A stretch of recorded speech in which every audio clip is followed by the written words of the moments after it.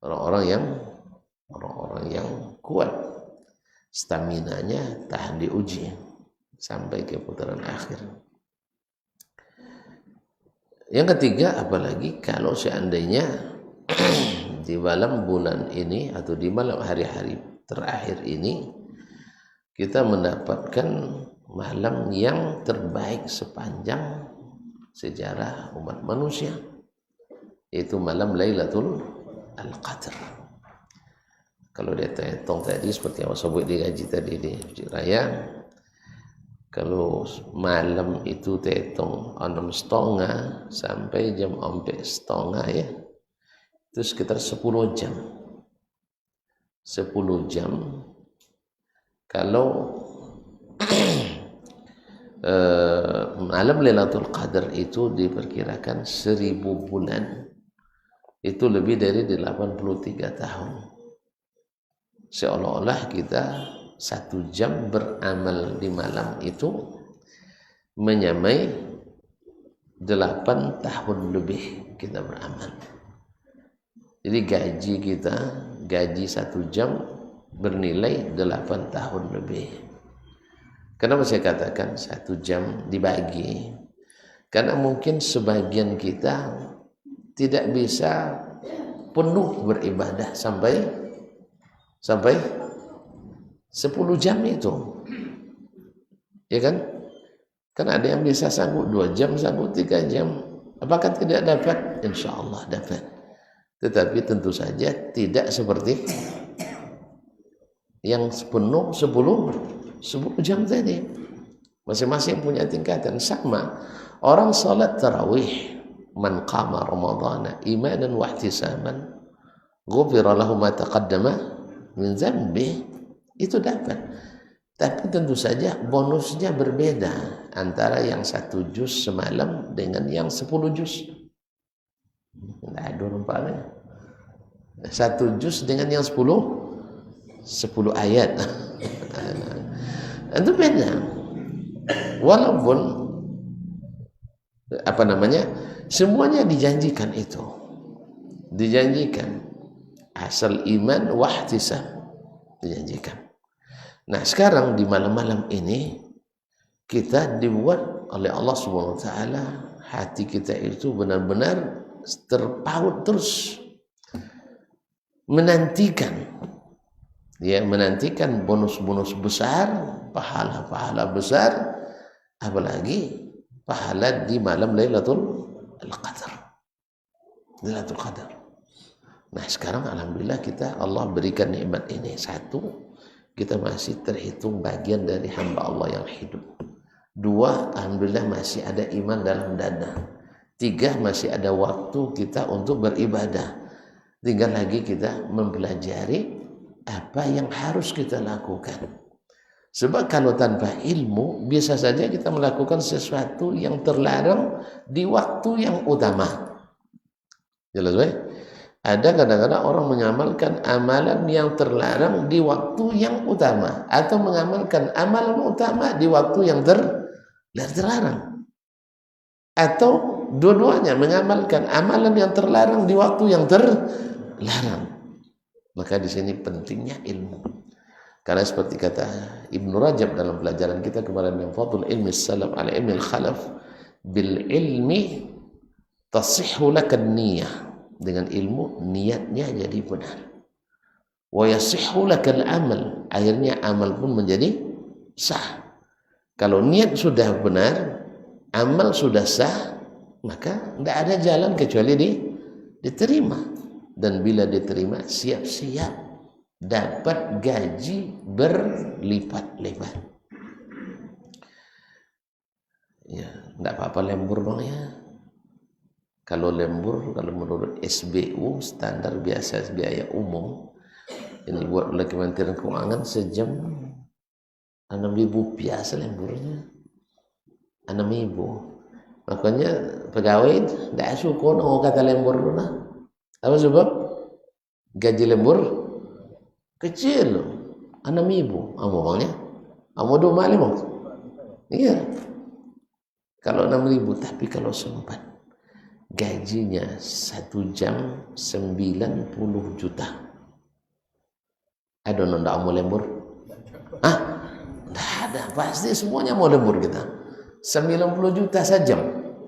Kalau bisa, jangan soci malam Lailatul Qadar.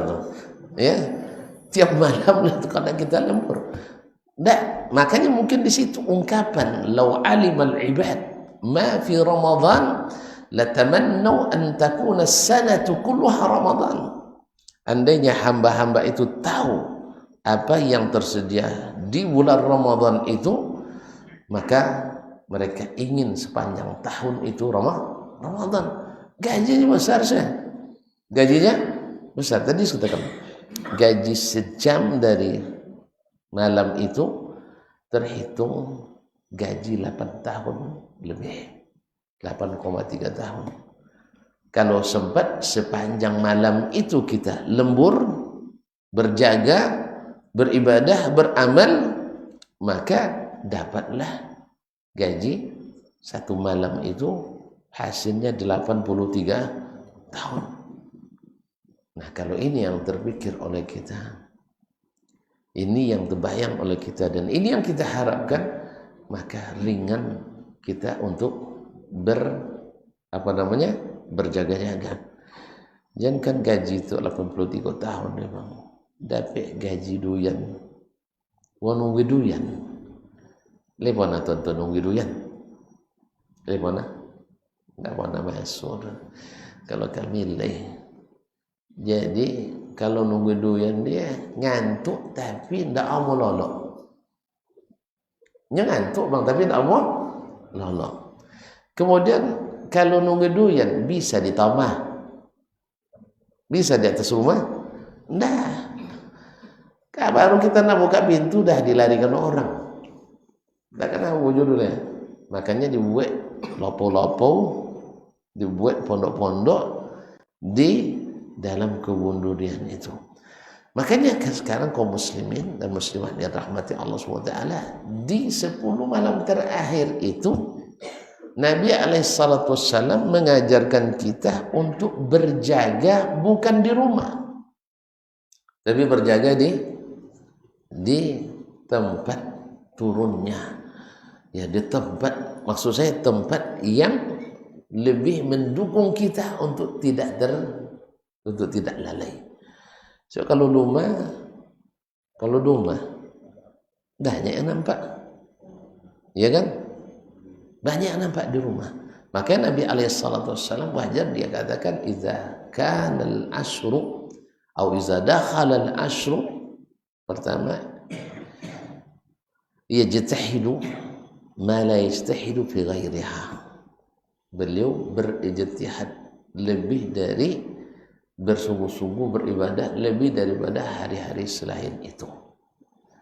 Padahal hari-hari biasa aja Nabi kita SAW sholat malamnya dari Isya sampai menjelang subuh. Kadang-kadang ada yang kadang dari tengah malam, ada yang di sepertiga malam. Itu di hari biasa. Itu kalau di hari 10 malam terakhir gimana? Maka apa tafsirnya?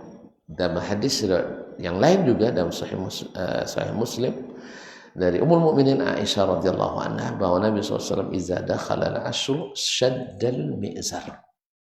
Beliau mengikat kencang pinggangnya, artinya tidak dibuka lagi.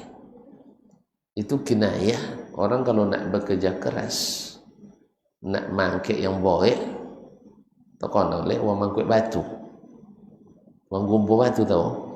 Nak tahu ya. Tuan-tuan sudah orang milenial semua, tidak ada yang pandai gumpu batu, ngangkat batu di atas ke tebing itu.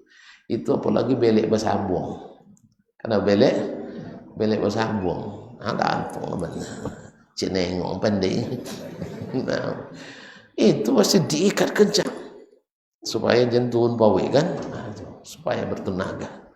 Itulah kinayah bahwa Nabi SAW benar-benar bersiap untuk bekerja keras mengejar gaji besar ini. Yang kedua, wa ahya lailah, dia hidupkan malamnya. Apa makna hidup malam? Karena kehidupan itu kan di siang hari, orang tidak tidur. Sekarang malam pun tidak tidur. Malam pun beliau tidak tidur. Untuk apa? Tadilah tuan-tuan, kalau THR, ya, kamu watololo ya. Kalau THR 2 juta itu bang, tapi kalau sampai 2-3 juta, kamu watololo. Apalagi kalau cash full, harus antri. Siapa terlambat tak boleh. Kamu tak. Jadi memang kita harus membayangkan besarnya, karena itu penyelamat kita di dunia dan di akhirat. Ma'asyurul kiram, fa ahya lailah, habis dah wa aiqadha ahla, dia bangunkan keluarganya. Nah, apa yang dia lakukan? Beliau, ma'asyurul kiram dirahmati Allah, pindah dari rumahnya sementara ke masjid.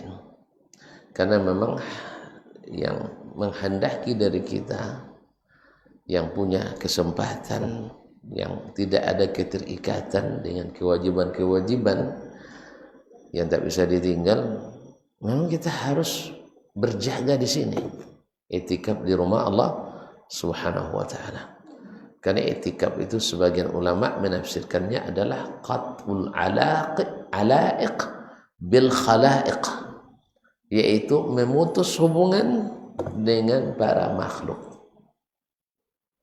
Kita sekarang hanya berhubungan dengan Allah Subhanahu wa taala. Karena ada orang masa karantina yang tak boleh berhubungan dengan orang lain, ada kan? Ada enggak?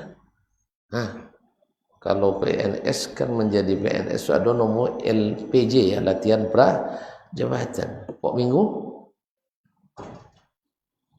Sebulan. Itu tidak boleh keluar sama sekali. Ada kawan ya di dalam tu tidak ada solat berjamaah, musola ada tapi penuh di barang dalam. Berarti tidak pernah digunungkan. Hanya pergi solat ke masjid di luar lingkungan itu. Aku nondo. Apa sebab? Solat harus di dalam, tak boleh di luar. Apa sebab? Supaya fokus mengikuti pelatihan. Nah, kalau untuk masalah duniawi yang tak seberapa, kan tak seberapa dah. Tinggi gaji PNS, tinggi gaji PNS, tidak ada ya. Cuma gengsi tinggi, ada gengsinya tinggi. Tidak seberapa. Kita bisa untuk membatasi diri. Bagaimana dengan gaji yang besar ini? Makanya masuk ke rumah Allah ini, i'tikaf, seolah-olah kita memutus hubungan dengan dunia luar. Makanya kalau i'tikaf bojo HP lah, aktifnya Facebook lah, itu susah sempurna. Aktif juga WA, susah sempurna. Apalagi metode bisnis pula, transaksi dalam masjid. Makanya kaum muslimin, ada orang datang dari pulau sana, dari pulau Anambas atau dari TWK Tanjung Balai Karimun, sengaja meninggalkan rutinitas dagangannya di bulan Ramadan ini, pergi i'tikaf di Pekanbaru. Bukan karena pahalanya lebih besar di Pekanbaru, tidak. Sebab kalau masih di Sitanjung, nampak juga uang mengalih, nampak juga barang laku, akhirnya tergiur untuk berdagang lagi. Padahal kaum muslimin dan muslimat dirahmati Allah SWT, ternyata rezeki itu kalau kita peduli pada Allah, Allah pun peduli pada rezeki kita. Cuman yang seperti ini yang tidak bisa kita lewati.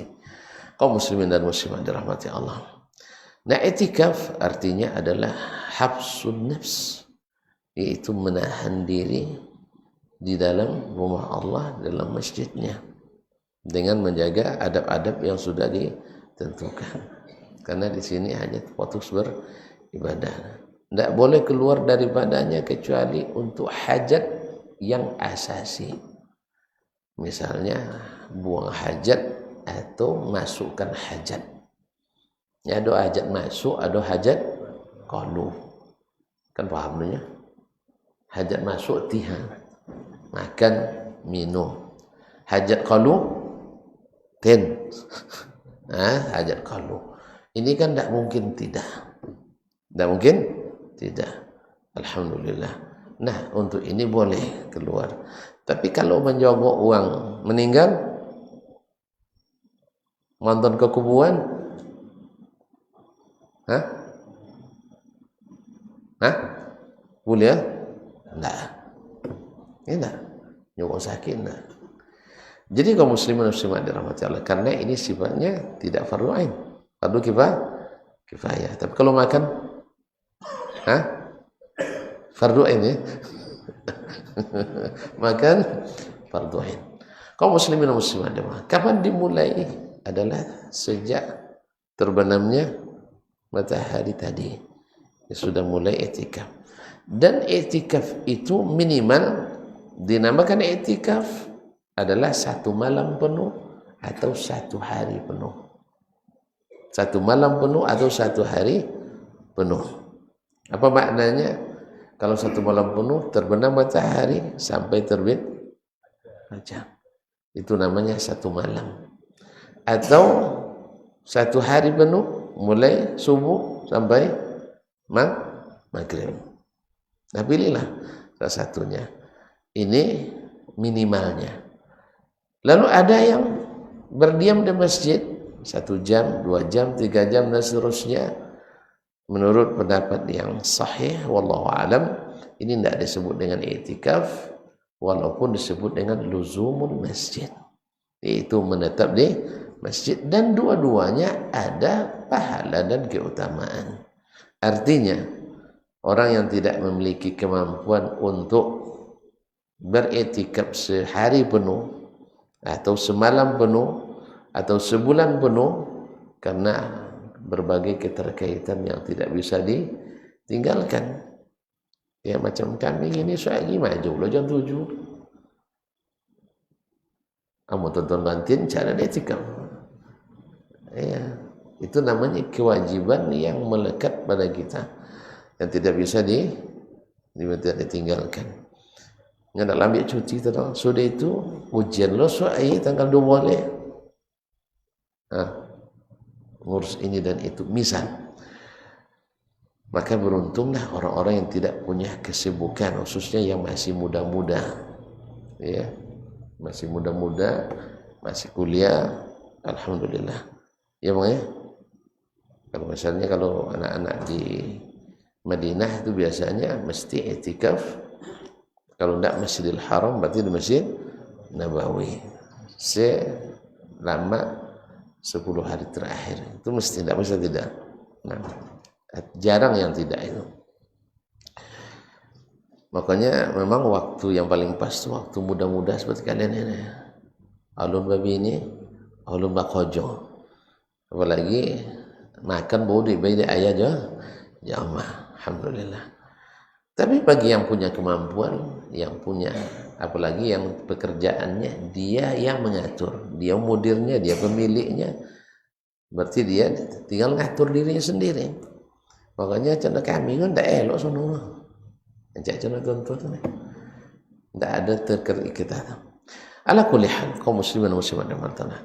Kalau tidak bisa penuh 10 hari, mungkin bisa dilakukan 1 hari atau 1 malam. Kapan diberikan ke lapangan, yang penting jangan sampai tidak ada terlihat di rumah Allah ini. Jangan sampai tidak ada terlihat di rumah Allah, baik secara full maupun secara tidak full atau juz'i. Tapi yang namanya i'tikaf wallahu alam adalah mesti sehari penuh atau semalam penuh. Sedangkan tinggal di masjid, walaupun secara bahasa disebut juga i'tikaf, karena i'tikaf itu maknanya adalah berdiam di masjid, tapi tidak masuk dalam i'tikaf dalam istilah syar'i. Wallahu a'lam. Nah, kaum muslimin, apa yang dilakukan oleh kita? Pertama, tentu kita sudah punya man shoma Ramadan, siangnya puasa. Dengan puasa itu kita mendapat pahala yang tidak ditentukan angkanya. 10 kali lipat, tidak. 700 kali lipat, tidak. Fa innahu li wa ana ajzi bihi. Jadi balasannya Allah yang berikan. Pahalanya apa? Man shama ramadhana imanan wa ihtisaban ghufira lahu ma taqaddama min dzambih. Memang target nilai tertinggi diampuni dosa. Gelar kebesaran yang akan kita capai adalah takwa. Hadiah yang akan kita raih adalah orang bertakwa. Mana tempatnya? Surga. Andainya perlombaan ini hadiahnya rumah tipe 36. Tahu lah tipe 36. Berapa ongkosnya 36? 140 juta. Haji, itikafmu 10 hari.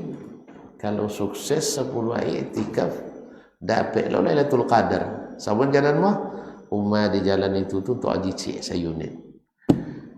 Semangat enggak ya? Serius semangat ya bang?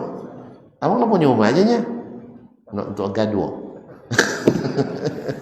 Semangat mesti.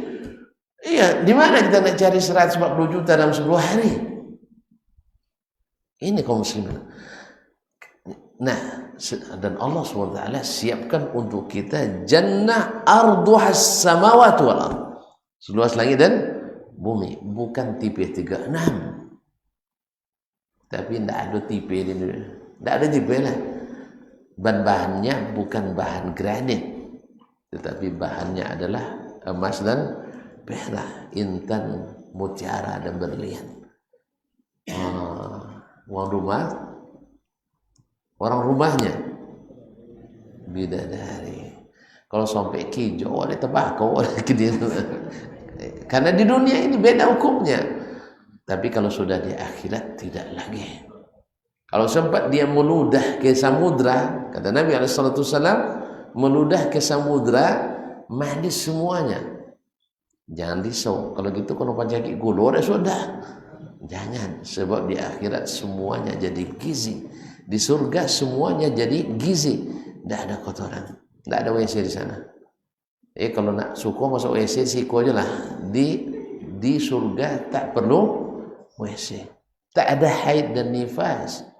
Dan tak ada cemburu. Jadi banyak pun bini di Surabaya tidak ada baban bantah. Kalau dan bini cito bini lah bantah.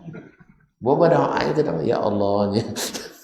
Kan karena wangi dia bini abangnya sembarang doanya kan. Nah, kaum muslimin muslimat dirahmati. Itulah surga. Tadilah tipe 36 disiapkan untuk yang dapat Lailatul Qadar, pasti itu semangat kita. Dan ini ada lebih pasti surga, langit dan bumi. Ma'asyiral kiram dirahmati Allah. Nah, itu siam Ramadan. Ghufira lahu ma taqaddama min dhanbi. Ada yang kedua lagi yang harus kita lakukan, qiyamu Ramadan. Man qama Ramadana imanan wa ihtisaban ghufira lahu ma taqaddama min dhanbi. Kalau sudah diampuni dosa kita, mati kita, ada yang perlu dirisaukan lagi? Tidak ada. Sebab yang menyebabkan kita dihukum itu kan adalah karena dosa. Sekarang dosa nggak ada. Ada kemungkinan dihukum? Tidak ada kesalahan. Tentu masuk surga. Ma'asyur kiram. Nah, kalau as-siyam sudah kita jelas. Siyam dari terbit fajar sampai malam. Kapan malam dimulai? Kapan malam dimulai? Maghrib masuk malam. Dan thumma atimmus siyama ila al-lail. Kemudian sempurnakanlah malam itu, puasa itu sampai masuk waktu malam, dan sepakat bahwa terbenamnya matahari selesai puasa. Tadi dengan terbenam matahari masuk waktu malam. Hadis disebutkan oleh Nabi SAW, idza aqbala al-lailu min hahuna wa adbara an-naharu min hahuna faqad aftara as-shaim. Bila sudah datang malam dari arah ini, terbenamnya kan di barat kan, dan sudah hilang atau pergi siang dari arah ini, karena siang dimulai dari timur, maka faqad aftara as-shaim, orang berpuasa dan selesai puasanya. Berarti masuk lagi ibadah qiyam. Maka qiyam itu sudah dimulai sejak terbenam matahari.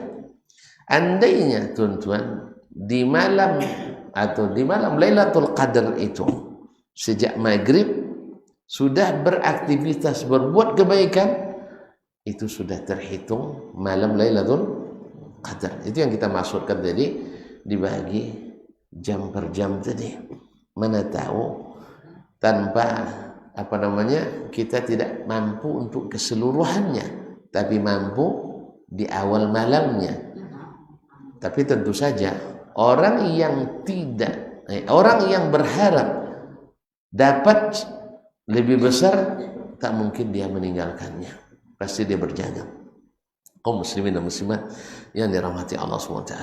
Oleh sebab itu, yang pertama yang harus dilakukan oleh seorang yang berpuasa setelah berbuka, jangan tinggalkan sholat berjamaah. Kemudian jangan lupa menunaikan sholat sunat yang mengiringinya, itu sholat rawatib. Sebab ulama kita sepakat mengatakan bahwa sunat rawatib itu lebih afdal daripada sunat tarawih. Oleh sebab itu jangan sampai ada, ya kadang-kadang selesai sholat isya kita memang melakukan hal-hal yang menyebabkan meninggalkan sholat sunat isya. Kan ada sebagian selesai sholat isya baca Quran dia kan, atau dia berzikir atau bersembang, dia lupa bahwa sholat sunat ratib isya itu lebih afdal daripada sholat tarawih. Karena dia muakkad. Ma'asyiral kiram dirahmati Allah SWT.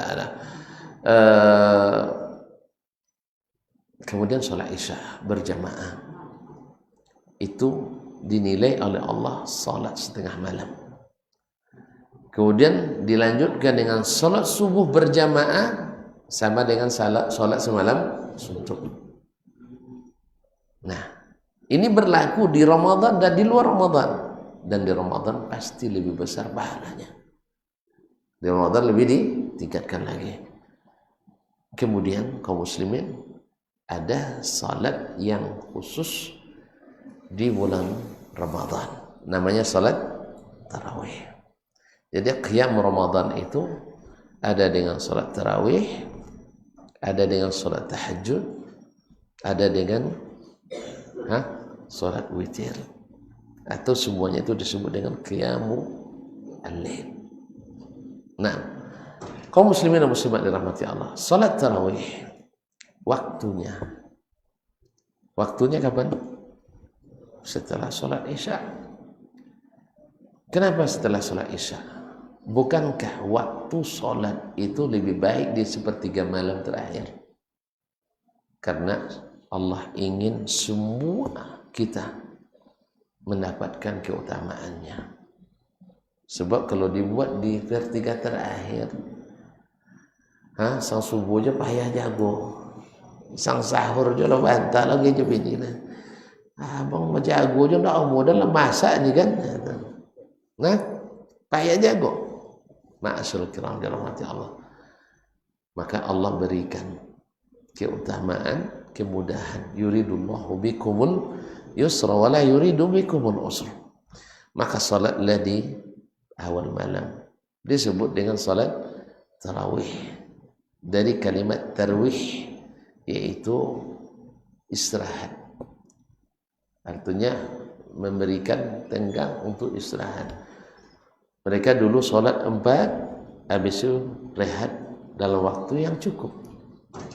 Makanya ketika Ummul Mukminin Aisyah radhiyallahu anha meriwayatkan tentang salat malam Nabi di Ramadan dan di luar Ramadan, shalla arba'an, salat 4 rakaat.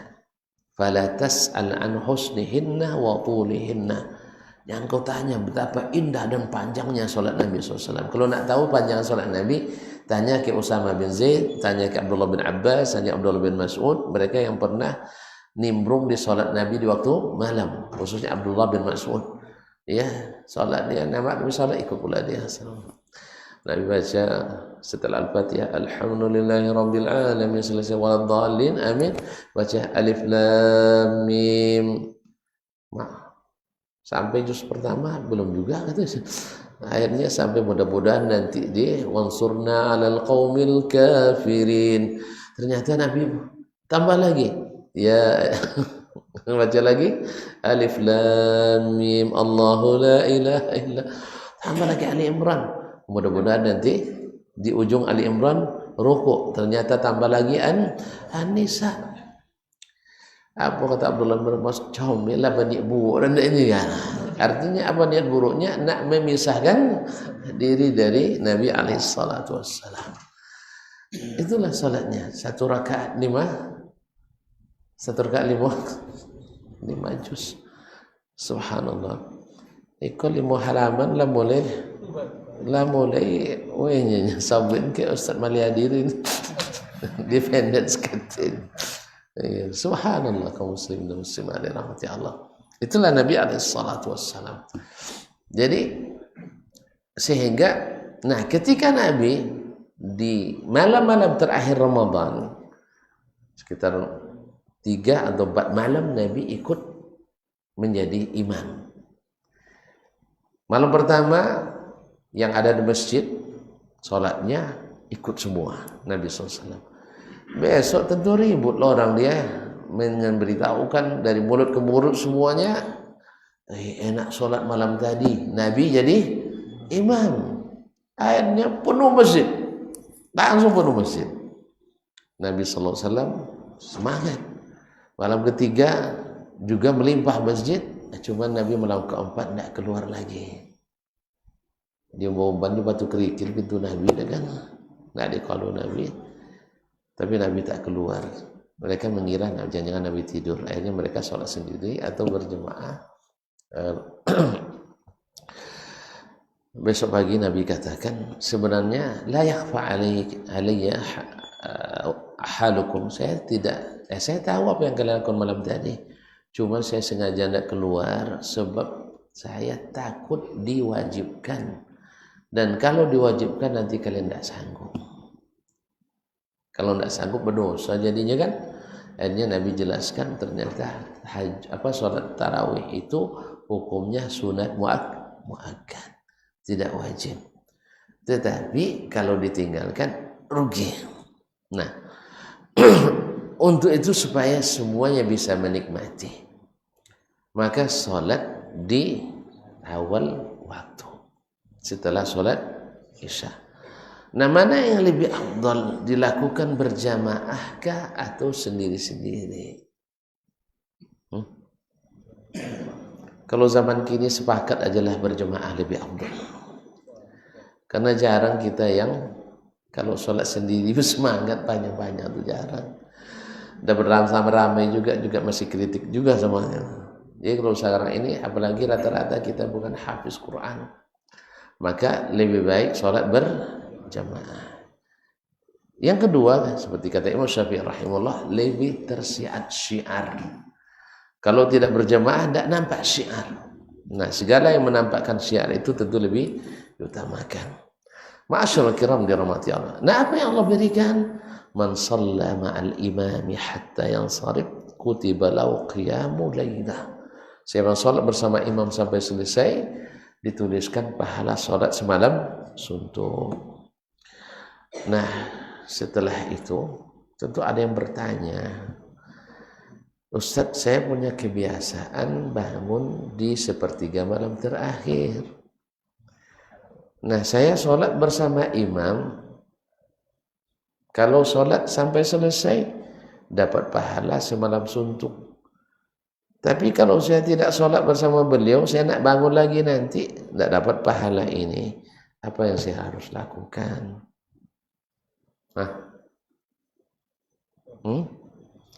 Tentu yang paling bagus seperti yang dilakukan seperti di Masjidil Haram, Masjid Nabawi di semalam terakhir, imam di awal malam sholat, tapi tidak ditutup dengan witir. Nanti setelah lewat tengah malam, Kalau di Makkah itu jam 12.45 dimulainya sampai jam 3.30 lebih kurang. Kan tidak lama Nora.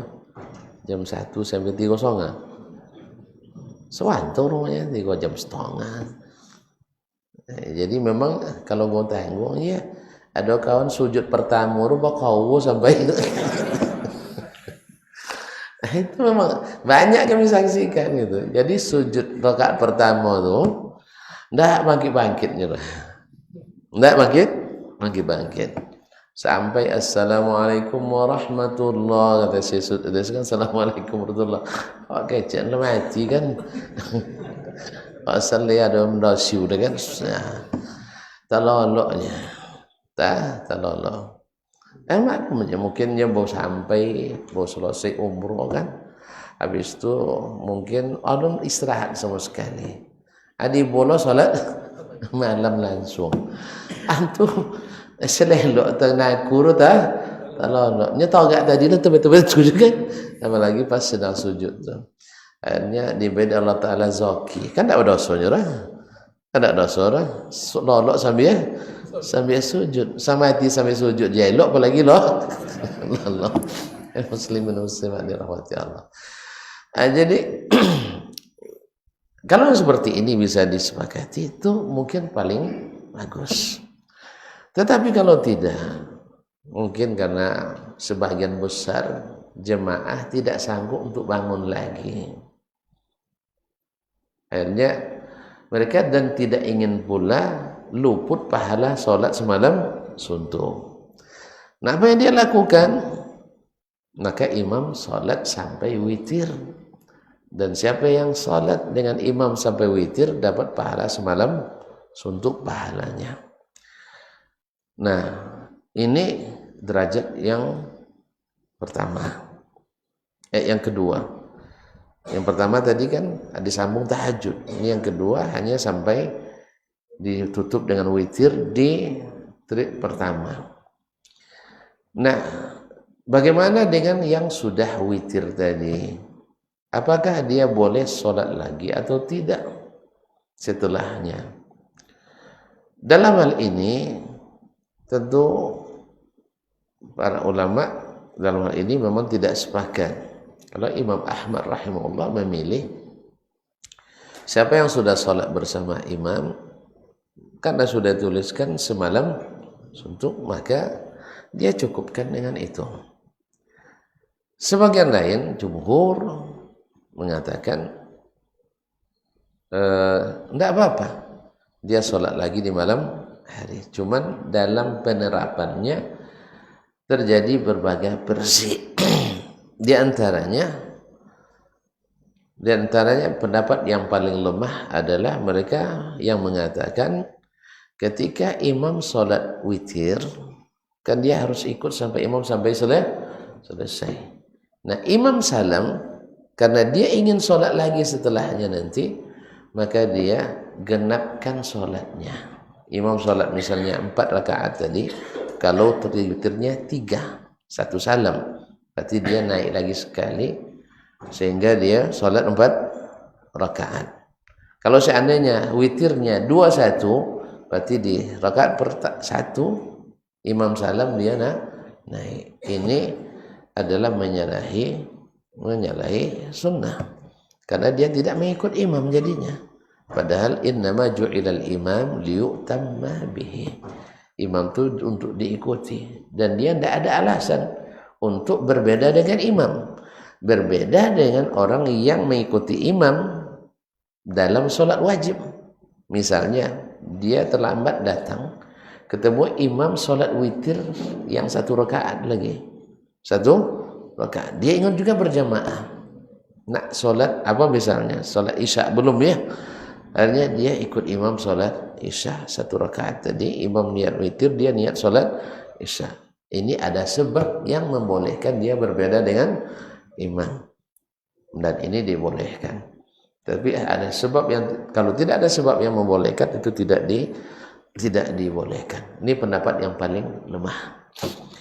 Pendapat kedua adalah karena tadi sudah witir, karena tadi sudah witir, maka tidak boleh sudah witir, padahal ada hadis hendaklah sholat terakhir malam itu witir. Akhirnya dia menggenapkan sholat tadi kan witir kan ganjil.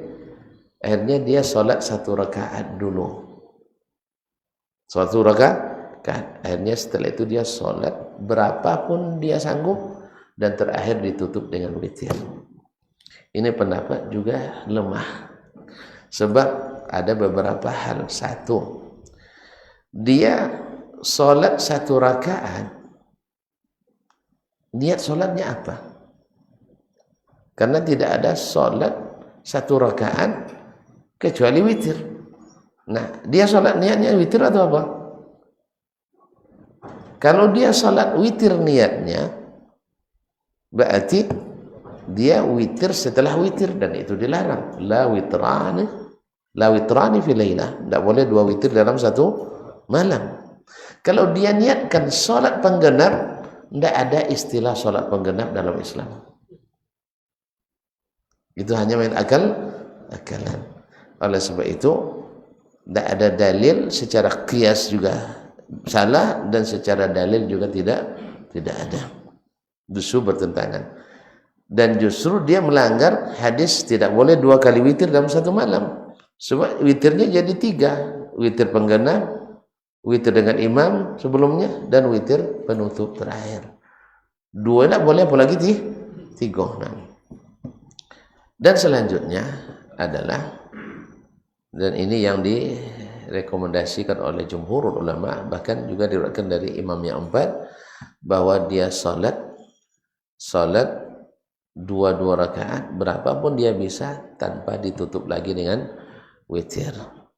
Dan ini zahirnya bertentangan dengan hadis, ij'alu akhira salatikum bil laili witran. Jadikanlah salat kalian di akhir malam itu terakhirnya adalah witir. Nah, sekarang tidak witir. Cuma dari sisi dalil ada pendukungnya, yaitu hadis Aisyah radhiyallahu anha diriwayatkan oleh Imam Ahmad atau Tabarani, bahwasanya Nabi sallallahu alaihi wasallam setelah salat witir, dia salat 2 rakaat ringan sebelum salat subuh. Dan ini sebenarnya sebagian mengatakan yang dimaksud dengan salat 2 rakaat ini adalah salat sunat subuh. Salat sunat subuh. Ada yang mengatakan ini adalah salat sunat sebelum subuh. Kalau ini yang dimaksud, berarti ini menguatkan dalil boleh salat lagi setelah salat witir, tetapi tidak ditutup lagi witir. Akhirnya mereka mentakwilkan makna ij'alu akhir salatikum bil laili witran, jadikanlah salat terakhir kalian di waktu malam itu witir. Maknanya adalah jumlah akumulatifnya, jumlah terakhirnya adalah bilangannya ganjil. Kalau tadi misalnya dengan imam dia salat 11, lalu dia tambah 8 menjadi 19. 19 ganjil atau tidak? Ganjil. Kalau dia misalnya salat dengan imam 13, ada 13? Ada anak.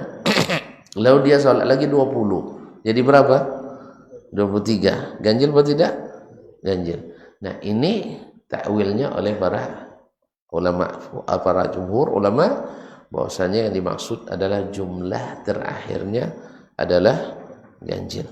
Nah, dalam hal ini kaum muslimin dan muslimat dirahmati Allah, masalahnya lapang tidak terlalu berat. Cuman kalau memang boleh dipilih adalah tadi imam salat di awal malam, cuman karena mempertimbangkan jemaah yang tidak sanggup mengikuti di akhir malam. Wallahu ta'ala alam. Nah, ini yang kita lakukan. Nah, andainya kita cukupkan dengan sholat bersama imam tadi, dan ibadah itu masih banyak lagi yang bisa kita lakukan di waktu malam. Di antaranya adalah yang paling utama, qiraatul Quran. Karena ketika Al-Quran di hari kiamat nanti datang memberi syafaat bersama puasa, puasa katakan, "Ai Rabb, wahai Rabbi, saya larang dia makan dan minum dan melampiaskan syahwatnya di waktu siang." tolong izinkan saya memberi syafaat kepadanya. Lalu diizinkan puasa memberi syafaat. Datang lagi Al-Quran, ya Rabb, saya larang dia tidur di waktu malam karena membaca saya. Akhirnya izinkan saya memberikan syafaat kepadanya. Akhirnya Al-Quran memberi syafaat. Akhirnya ibadah malam memberi syafaat, ibadah siang memberi syafaat.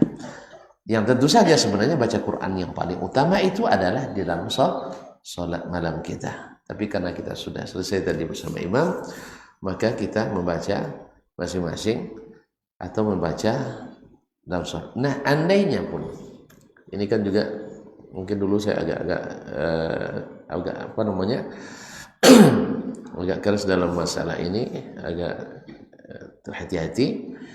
Apakah boleh 2 jemaah dalam satu malam di satu masjid? Misalnya ada jemaah di awal malam, ada jemaah di akhir malam. Nah, gimana? Ini tergantung pengurus katanya. Tergantung pengurus. Kalau kita kembali ke asal dulu, di zaman Nabi Shallallahu Alaihi Wasallam, mereka itu sholat memang dengan jamaah yang berbilang. Ini di sini sekelompok, di sini sekelompok, sampai pada masa Umar bin Khattab radhiyallahu taala anhu. Lalu beliau satukan menjadi satu jamaah. Berarti kalau seandainya memang ada yang melakukan hal seperti itu, wallahu alam, walaupun secara ini kurang bagus menurut saya, tetapi kalau terjadi tidak juga, karena masalah ini masalah sifatnya sunat, lebih luas dan lebih lapang. Artinya, tapi yang yang dikoordinir oleh masjid misalnya adalah jemaah pertama, karena yang namanya tarawih itu dimulai di awal malam, sedangkan di akhir itu adalah tahajud. Dinamakan tahajud karena dia adalah solat setelah tidur. Baiklah kaum muslimin. Nah, mana yang lebih afdal? Solat witir atau solat tarawih? Solat witir lebih afdal, tapi dia lebih singkat.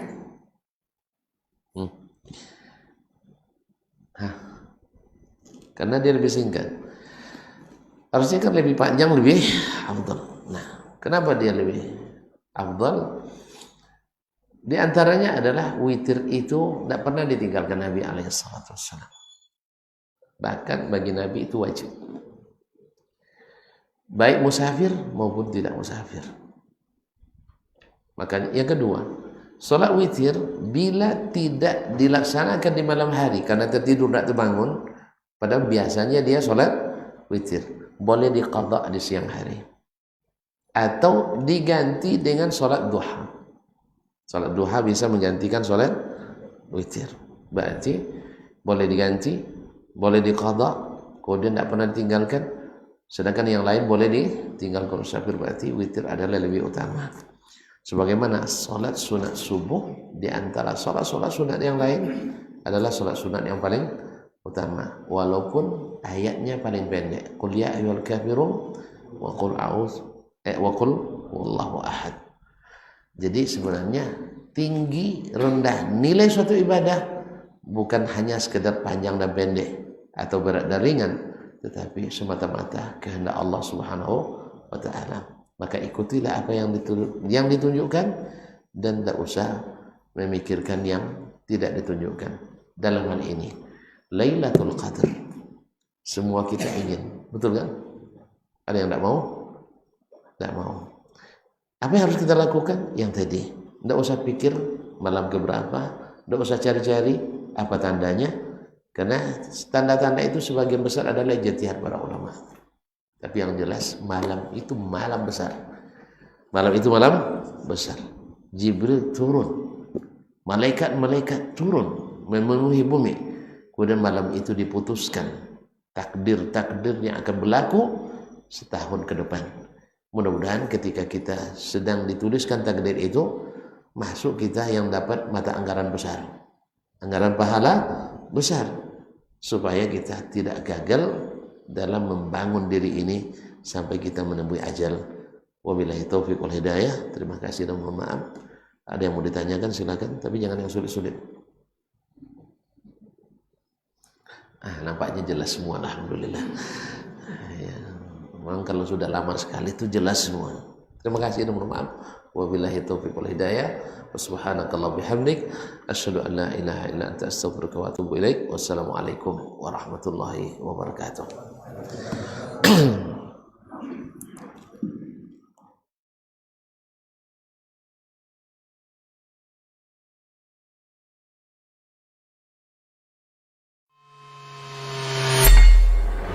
Di para sahabat itu, kaum muslimin, yang terbayang bagi mereka itu adalah infak, yang terbayang bagi mereka adalah sebuah kebahagiaan, keselamatan di akhirat yang kekal dan abadi di sisi Allah tabaraka wa taala.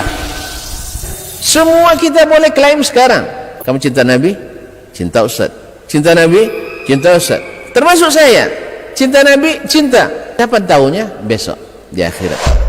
Maka apa kata Nabi sallallahu alaihi wasallam? Amalur rajuli biyadih. Penghasilan yang terbaik adalah pekerjaan yang dilakukan oleh seseorang dengan tangannya sendiri. Wa kullu bai'in mabrur. Dan setiap jual beli yang mabrur. Ini aktivitas ini membantu saya di akhirat atau akan menyulitkan saya di akhirat? Kalau seandainya perbuatan itu ternyata akan menyulitkan kita di akhirat kelak, tinggalkan perbuatan itu.